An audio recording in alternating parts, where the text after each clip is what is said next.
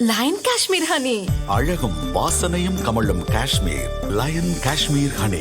அசல் தேன் அசந்தேன். குக்கரி சேனலை பார்த்து யார் வேணாலும் சமையல் பண்ணலாம். ஆனா சுவையான சமையல் பண்றது எப்படி? நான் இதயம் நல்லெண்ணெயில சமையல் பண்றேன். ஆஹா ஓஹோன்னு பாராட்டுறாங்க. நீங்களும் இதயம் நல்லெண்ணெயில சமையல் பண்ணுங்க, பாராட்ட வாங்குங்க. தினம் தோறும் வாங்குவே இதயம் இதயம்.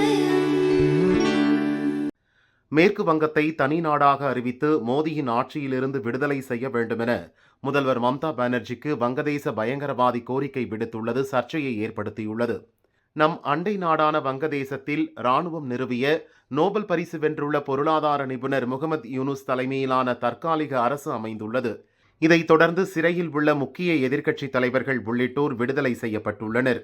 வங்கதேசத்தில் இயங்கி வரும் அல் குவைதா ஆதரவு ஏபிடி எனப்படும் அன்சாருல்லா பங்களா டீம் என்ற பயங்கரவாத அமைப்பின் தலைவர் ஜஷீமுதீன் ரஹ்மானியும் பரோலில் விடுவிக்கப்பட்டுள்ளார். இவர் சமீபத்தில் பேசியதாக கூறப்படும் வீடியோ சமூக வலைதளத்தில் வெளியாகி இந்தியாவை அதிர்ச்சியில் உறைய வைத்துள்ளது. அந்த வீடியோவில் ரஹ்மானி கூறியிருப்பதாவது: வங்கதேச முன்னாள் பிரதமர் ஷேக் ஹசீனாவுக்கு இந்தியா ஆதரவு தெரிவித்து அடைக்கலம் கொடுத்துள்ளது.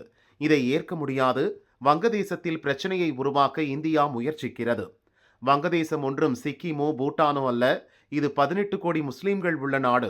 சீனா உதவியுடன் இந்தியாவின் கழுத்து போல் இருக்கும் வடகிழக்கு மாநிலங்களை துண்டிப்போம். காஷ்மீருக்கு விடுதலை பெற்று தருவோம். இதில் பாகிஸ்தான் மற்றும் ஆப்கானிஸ்தான் உதவிட வேண்டும். இதற்கான முயற்சிகளில் நாங்கள் ஈடுபடுவோம். மோடியின் அரசிலிருந்து மேற்கு வங்கத்துக்கு விடுதலை தர வேண்டும். அதை தனி நாடாக அறிவிக்க வேண்டும்.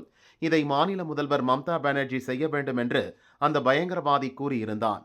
இந்த வீடியோ ரஹ்மானிதான் பேசினான் என்பது உறுதி செய்யப்பட்டிருக்கிறது. சிறையிலிருந்து வெளியே வந்ததும் அவன் மருத்துவ பரிசோதனைகளுக்காக மருத்துவமனை சென்றான். அந்த மருத்துவமனையில் வைத்துதான் அந்த வீடியோவை அவன் ரெக்கார்ட் செய்துள்ளான் என்ற தகவல் இப்போது வெளியாகி உள்ளது.